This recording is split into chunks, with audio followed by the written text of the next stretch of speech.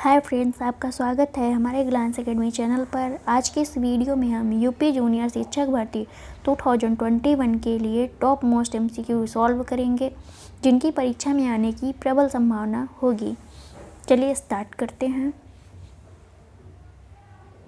भारत के सरकारी क्षेत्र की सबसे बड़ी व्यापारिक संस्था है एनटीपीसी, भेल, गेल, खनिज एवं धातु व्यापार निगम।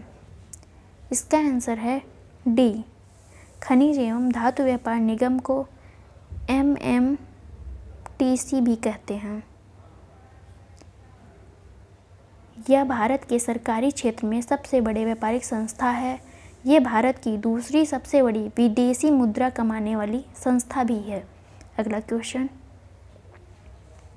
आज़ादी के पश्चात देश की प्रथम औद्योगिक नीति की घोषणा कब की गई? 1947, 1948, 1949, 1950। इसका आंसर है बी, 1948 में। 6 अप्रैल 1948 को तत्कालीन केंद्रीय उद्योग मंत्री डॉक्टर श्यामा प्रसाद मुखर्जी द्वारा की गई थी। अगला क्वेश्चन, भारत में सर्वप्रथम सूती वस्त्र की फैक्ट्री किस स्थान पर लगाई गई थी? Shri Rampur, Fort Gloster, Chennai, Rishra. इसका आंसर है बी, फोर्ट ग्लोस्टर। भारत में सूती वस्त्र की प्रथम फैक्ट्री 1818 में फोर्ट ग्लोस्टर, कोलकाता में लगाई गई थी। कागज उद्योग सर्वप्रथम श्री रामपुर, पश्चिम बंगाल में लगाया गया था। सीमेंट फैक्ट्री 1904 में चेन्नई में स्थापित की गई थी। प्रथम जूट फैक्ट्री 1859 में रिसरा, पश्चिम बंगाल में स्थापित की गई थी। अगला क्वेश्चन, फिरोजाबाद उत्तर प्रदेश के अतिरिक्त भारत का कौन सा नगर कांच उद्योग के लिए प्रसिद्ध है? पटना, बेलगांव, वारंगल, विजयवाड़ा। इसका आंसर है बी, बेलगांव। कांच उद्योग में उत्तर प्रदेश का फिरोजाबाद सबसे महत्वपूर्ण स्थान रखता है। उसके बाद कर्नाटक का बेलगांव भी कांच के लिए अत्यधिक प्रसिद्ध है। अगला क्वेश्चन, भारत के हैवी इलेक्ट्रिकल्स लिमिटेड भेल की स्थापना किस वर्ष हुई थी? 1950, 1955, 1960, 1964। इसका आंसर है डी, 1964। अगला क्वेश्चन, भारतीय अर्थव्यवस्था की विशेषता नहीं है? बृहद बेरोजगारी, उद्योगों की प्रधानता, न्यून प्रति व्यक्ति आय, कृषि की प्रधानता। बी इसका आंसर है, उद्योगों की प्रधानता। विकसित अर्थव्यवस्था की विशेषता में उद्योगों की प्रधानता है, लेकिन भारत की अर्थव्यवस्था में विकासशील है। भारत की अर्थव्यवस्था विकासशील है, अतः उद्योगों की प्रधानता भारतीय अर्थव्यवस्था की विशेषता नहीं है। अगला क्वेश्चन, इनमें से कौन सी समिति उद्योग क्षेत्र से संबंधित है? ओंकार गोस्वामी समिति, अर्जुन सेन गुप्ता समिति, आबिद हुसैन समिति, उपयुक्त सभी। इसका आंसर है डी, उपयुक्त सभी। अगला क्वेश्चन, गरीबी रेखा को परिभाषित करने के लिए ग्रामीण एवं शहरी क्षेत्रों में को संयुक्त कर संपूर्ण देश के लिए न्यूनतम कैलोरी ऊर्जा प्रति व्यक्ति प्रतिदिन कितनी निर्धारित है? 2400 कैलोरी प्रति व्यक्ति प्रतिदिन, 2250 कैलोरी प्रति व्यक्ति प्रतिदिन, 2150 कैलोरी प्रति व्यक्ति प्रतिदिन, 2300 कैलोरी प्रति व्यक्ति प्रतिदिन। इसका आंसर है बी, 2250 कैलोरी प्रतिदिन प्रति व्यक्ति। 8वीं पंचवर्षीय योजना में ग्रामीण क्षेत्र के लिए 2400 कैलोरी प्रति व्यक्ति प्रतिदिन के लिए निर्धारित की गई थी। वहीं नगरीय क्षेत्र में 2100 कैलोरी प्रति व्यक्ति प्रतिदिन निर्धारित की गई थी। और ग्रामीण एवं शहरी क्षेत्रों को संयुक्त कर संपूर्ण देश के लिए न्यूनतम कैलोरी ऊर्जा प्रति व्यक्ति प्रतिदिन 2250 निर्धारित की गई। अगला क्वेश्चन,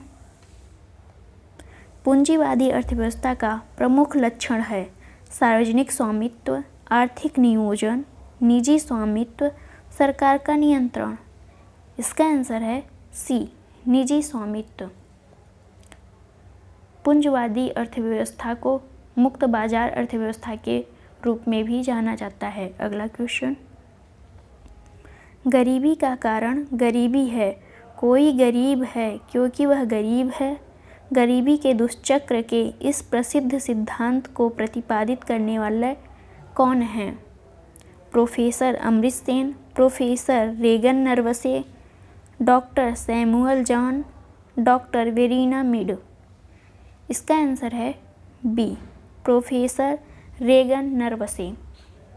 गरीबी के दुष्चक्र का सिद्धांत इन्होंने ही दिया था, जिसके अनुसार किसी देश की गरीबी का कारण उसकी गरीबी है। जैसे भारतीय किसान गरीब हैं क्योंकि वह गरीब हैं। गरीब होने के कारण समय पर सिंचाई, बीज, उर्वरक, कीटनाशक आज की सुविधा प्राप्त नहीं कर पाते हैं, जिससे उत्पादन कम होता है और उनकी गरीबी बढ़ती जाती है। यह प्रक्रिया लगातार चलती रहती है। अगला क्वेश्चन, इनमें से किस कमेटी का संबंध गरीबी मापने की समिति से नहीं है?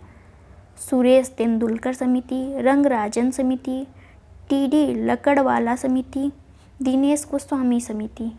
इसका आंसर है डी, दिनेश गोस्वामी समिति का गठन 1990 में किया गया था। इस समिति ने भारत में होने वाले चुनावों के संबंध में महत्वपूर्ण सुझाव दिए थे। इसका संबंध गरीबी से नहीं है। अगला क्वेश्चन, फिलिप्स वक्र किसके मध्य अंतर संबंधों को दर्शाता है? रोजगार व बेरोजगारी की दरों के मध्य, बेरोजगारी की दर व मुद्रास्फीति की दर, शहरी बेरोजगारी और ग्रामीण बेरोजगारी के मध्य, असंगठित क्षेत्र के कामगार, असंगठित क्षेत्र के कर्मचारियों के मध्य। इसका आंसर है बी, बेरोजगारी व मुद्रास्फीति की दर। इस सिद्धांत का प्रतिपादन ब्रिटेन के अर्थशास्त्री A.W. फिलिप्स ने किया था। अगला क्वेश्चन, राष्ट्रीय नमूना सर्वेक्षण संस्थान के अनुसार प्रति सप्ताह कितने घंटे व उससे कम काम करने वाला व्यक्ति अल्प रोजगार की श्रेणी में आएगा? 24 घंटे, 32 घंटे, 40 घंटे, 28 घंटे। इसका आंसर है डी, 28 घंटे। NSSO, इसी को राष्ट्रीय नमूना सर्वेक्षण संस्थान भी कहते हैं। इसके द्वारा यदि प्रत्येक व्यक्ति सप्ताह में केवल 28 घंटे कार्य करता है तो वह अति अल्प रोजगार कहलाएगा। अगला क्वेश्चन, हिंदू वृद्धि दर की अवधारणा के प्रतिपादक थे professor Rajkrishna, professor Rameshwari Vaidyanathan, doctor Vipin Gupta, महबूब उल हक। इसका आंसर है ए, प्रोफेसर राजकृष्ण। अगला क्वेश्चन, निम्न कथनों पर विचार कीजिए। औद्योगिक कामगारों के लिए उपभोक्ता मूल्य सूचकांक, ग्रामीण श्रमिकों के लिए उपभोक्ता मूल्य सूचकांक RL, श्रमिक एक्टर शहरी कर्मचारियों के लिए उपभोक्ता मूल्य सूचकांक UNME, कृषि श्रमिकों के लिए उपभोक्ता मूल्य सूचकांक AL। इनमें से कौन कौन उपभोक्ता मूल्य सूचकांक के उप सूचकांक या सहायक सूचकांक हैं? उपर्युक्त चारों उपभोक्ता मूल्य सूचकांक के सहायक सूचकांक हैं। इसका आंसर होगा ए, उपरोक्त चारों उपभोक्ता मूल्य सूचकांक के सहायक सूचकांक हैं। अगला क्वेश्चन, यदि भारतीय रिजर्व बैंक के CRR या नगद आरक्षित अनुपात में कमी कर दी जाए तो इसका साख सृजन पर क्या प्रभाव होगा? कमी, स्थिर रहेगा, वृद्धि होगी, गणना योग्य नहीं है। इसका आंसर है सी, वृद्धि होगी। अगला क्वेश्चन, भारतीय औद्योगिक साख एवं निवेश निगम ICICI की स्थापना कब हुई? ICICI की स्थापना कब हुई? इसका आंसर है बी, 1955 में। भारत के निजी क्षेत्र का यह सबसे बड़ा बैंक है। अगला क्वेश्चन, किसी देश की आर्थिक वृद्धि की सर्वाधिक उपयुक्त माप इकाई है?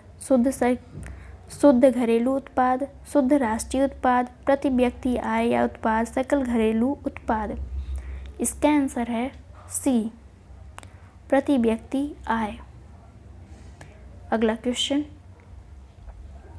बेसल मानकों का संबंध है आधुनिक शिक्षा व्यवस्था से, बैंकिंग व्यवस्था से, बेरोजगारी से, रोजगार सृजन से। इसका आंसर है बी, बैंकिंग व्यवस्था से। 1947 ईस्वी में जर्मन बैंक ऑफ स्टेट के विफल होने के पश्चात 10 देशों ने पूंजीगत बैंकों तथा गैर बैंकिंग मानकीकृत नियमों के मुद्दे पर लक्जमबर्ग के साथ मिलकर 1974 में बैंक फॉर इंटरनेशनल सेटलमेंट के तत्वाधान में basal committee of banking supervision का गठन किया। इसे ही बेसल मानक कहा जाता है। बैंकिंग सुधारों के अब तक 3 बेसल सेट आ चुके हैं। अगला क्वेश्चन, नई आर्थिक समीक्षा के अनुसार चालू मूल्यों पर किस राज्य की प्रति व्यक्ति आय सर्वाधिक है? इसका आंसर है बी, महाराष्ट्र की। अगला क्वेश्चन, किसी भी बैंक को RBI से ऋण लेते समय शर्त के अनुसार कुल ऋण का कितने प्रतिशत भाग कृषि क्षेत्र में लोन देना होगा? 18%, 20%, 40%, 25%। इसका आंसर है ए, 18%। बैंक को RBI से ऋण लेते समय यह वादा करना होता है कि कुल ऋण का वह 18% भाग कृषि क्षेत्र में ऋण के रूप में देंगे। अगला क्वेश्चन,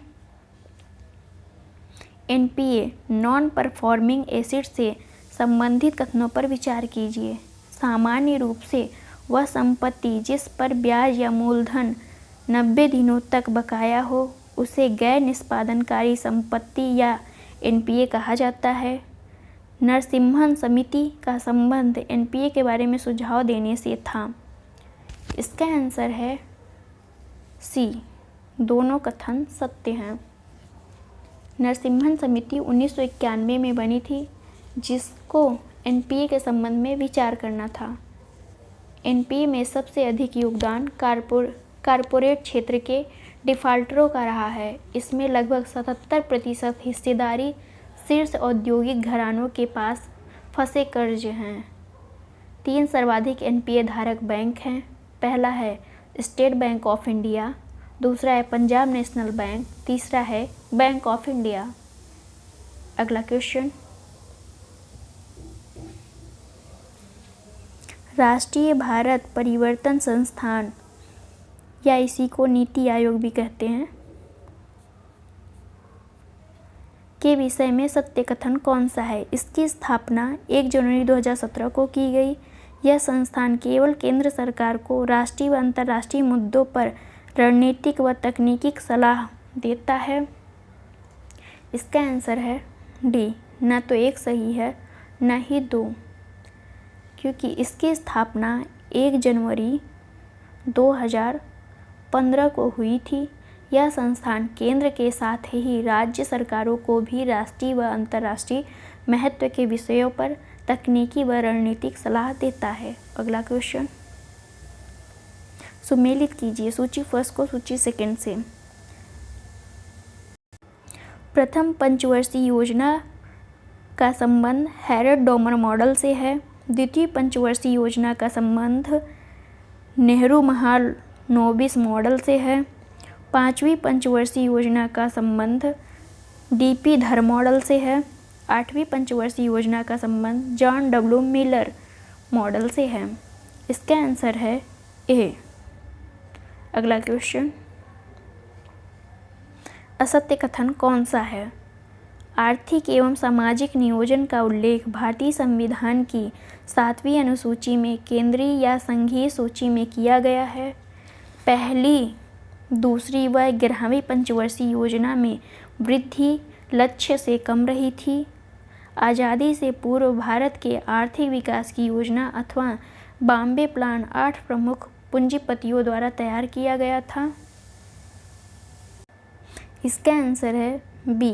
1 और 2 दोनों सही है। आर्थिक व सामाजिक नियोजन 7वीं अनुसूची में समवर्ती सूची के अंतर्गत सम्मिलित है। दूसरी व 11वीं पंचवर्षीय योजना में वृद्धि दर लक्ष्य से कम थी, जबकि पहली में लक्ष्य से अधिक वृद्धि दर प्राप्त की गई थी। अगला क्वेश्चन, विदेशी मुद्रा भंडार के घटक कौन कौन से हैं? विदेशी मुद्रा परिसंपत्तियां, सोना, एसडीआर, रिजर्व ट्रेंच पोजीशन, ऋण। इसका आंसर है बी। 1, 2, 3, 4। नेक्स्ट क्वेश्चन, निम्नलिखित में कौन सुमेलित है? क्षेत्र और भारत में एफडीआई सीमा। पेट्रोलियम व गैस 100%, रक्षा निर्माण 76%, बहु ब्रांड खुदरा व्यापार 40%। इसका आंसर है सी। केवल एक सुमेलित है। भारत में पेट्रोलियम और प्राकृतिक गैस में 100% एफडीआई की अनुमति दी गई है, जबकि रक्षा निर्माण में भी 100% की एफडीआई की अनुमति है, बट इसमें 49% स्वचालित मार्ग से है और 49% से ऊपर अनुमोदन मार्ग से है, और बहु ब्रांड खुदरा व्यापार में 51% की एफडीआई की सीमा है। अगला क्वेश्चन, निम्न में से सत्य कथन है? चालू खातों में दृश्य व अदृश्य आयात व निर्यात को शामिल किया जाता है। चालू खाते के लेन देनों का प्रभाव 1 वर्ष से अधिक की अवधि हेतु होता है। इसका आंसर है ए। केवल एक सत्य है। भुगतान संतुलन के चालू खातों के अंतर्गत दृश्य व अदृश्य आयात व निर्यात की वस्तुओं को शामिल किया जाता है। इस खाते के लेन देन का प्रभाव 1 वर्ष से कम अवधि के लिए होता है। अगला question, thanks for watching friends, मिलते हैं नेक्स्ट वीडियो में।